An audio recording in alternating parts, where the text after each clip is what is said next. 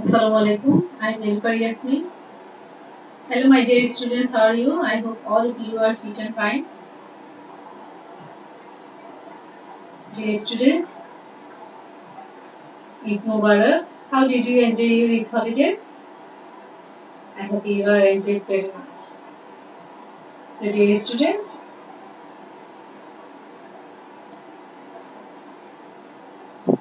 today welcome to my online class. Today I discuss with you Chapter 6, Sensory Organs. You have already known about that sensory organs. So I repeat it again. Our body is an amazing machine. This machine is so flawlessly designed that we fail to think of it. The different parts of our body are delicately assembled with no inconsistency. This part of the body function instinctively to make the body work without any commands. All the body parts are concerned about their respective roles. Things happen even before we can understand anything.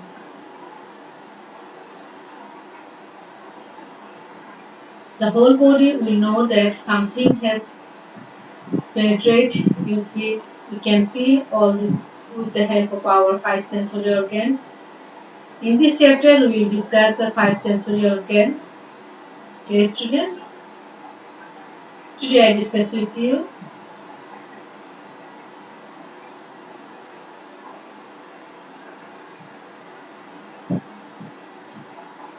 ear.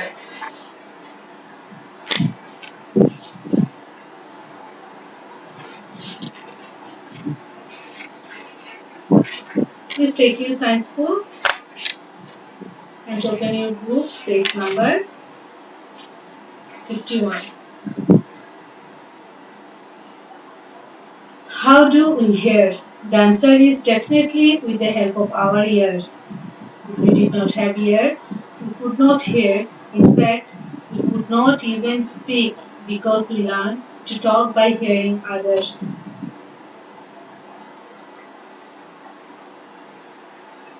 We have two ears, one on each side of our head. Other than helping us with hearing, ears also help us maintain the balance of our body. Our ear is divided into three parts: external ear, middle ear, and inner ear. External ear, also called outer ear.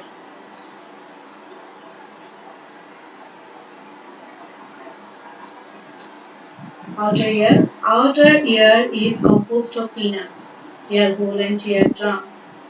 A pinna, it is a part of the outer ear. It is a bulb of skin and cartilage.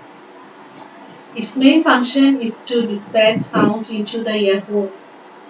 Ear hole, pinna is connected to a tube called ear hole, eardrum. The ear hole ends with the eardrum. This is the last part of external ear. Middle ear. This is situated between the external and inner ear.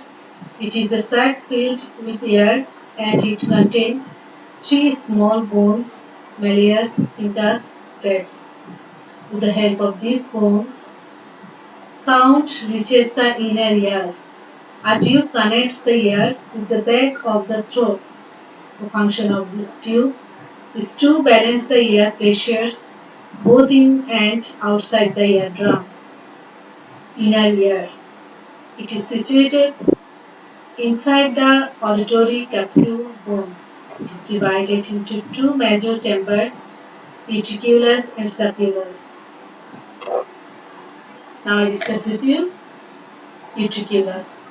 This chamber consists of three semicircular canals. Among these three channels, two are vertical and one is horizontal. They are covered with hair like sensory nerves. These channels are filled with fluid. When the fluid is released, These sensory nerves are stimulated and then impulses are sent to the brain. The brain then sends messages to the rest of the body, thus maintaining a balance of the body circulus. This chamber of the inner ear has a coiled shell-like structure. This is known as cochlea. The walls of the cochlea have auditory sensitive cells. The coiled tube is filled with fluid. Dear students, to help of your study, I can adjust a picture for you. Here is internal anatomy of ear.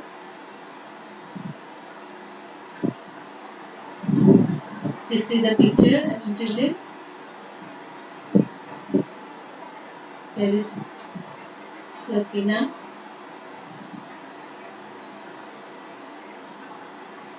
You can see here is external acoustic meatus or auditory canal, and this is eardrum, and this is hammer assembled in cusp or oscillus.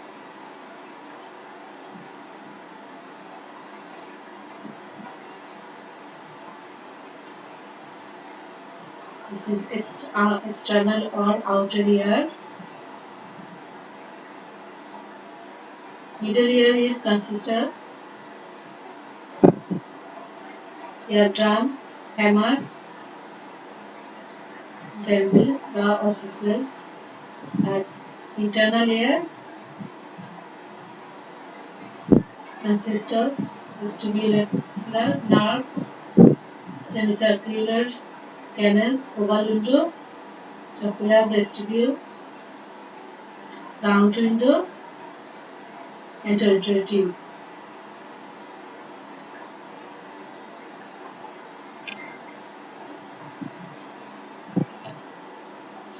Taking care of ear.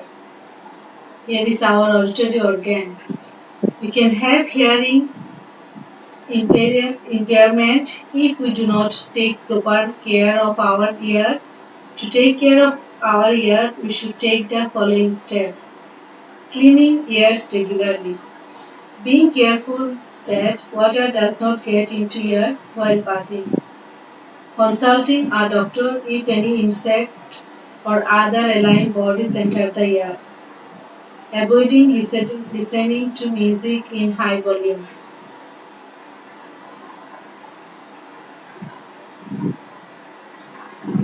Dear students, in your textbook page number 53, here is a task for you. With the help of a model or a chart, identify the different parts of the ear. Now draw a diagram of the ear and label its different parts. Also write down the functions of these different parts.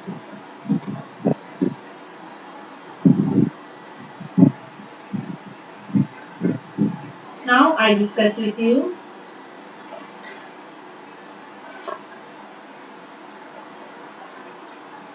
nose. We can identify fragrance and odor with our nose. We breathe and smell with it.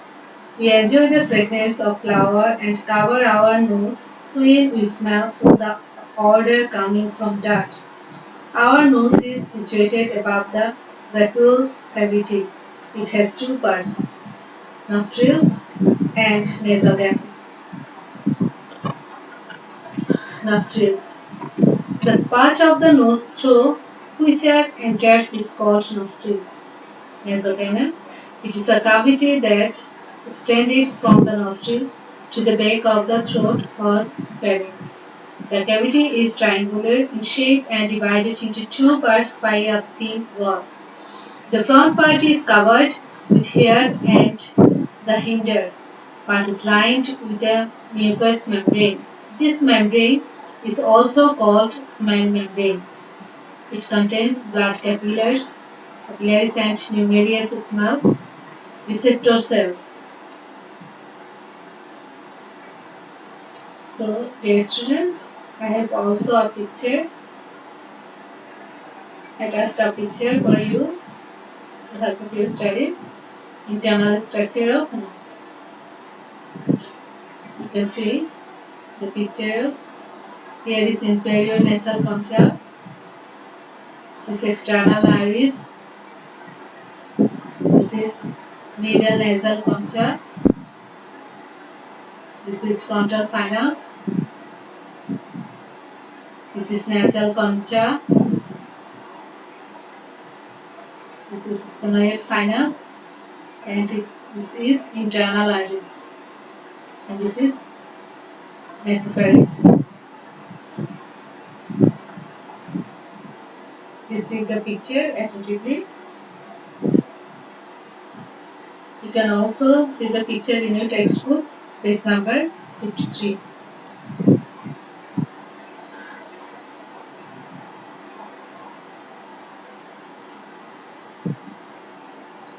Taking care of the nose. We smell through the nose and also breathe through it, which has a mucous membrane in it. In children, that gets trapped in the mucus, which should be cleaned regularly. So, dear students, this is a task for you, which I give you. This is another task for you. Please draw a diagram of the nose and label its different parts. Also write down the functions of these different parts. You have to draw internal structure of nose and internal structure of human ear. Dear students, no more today.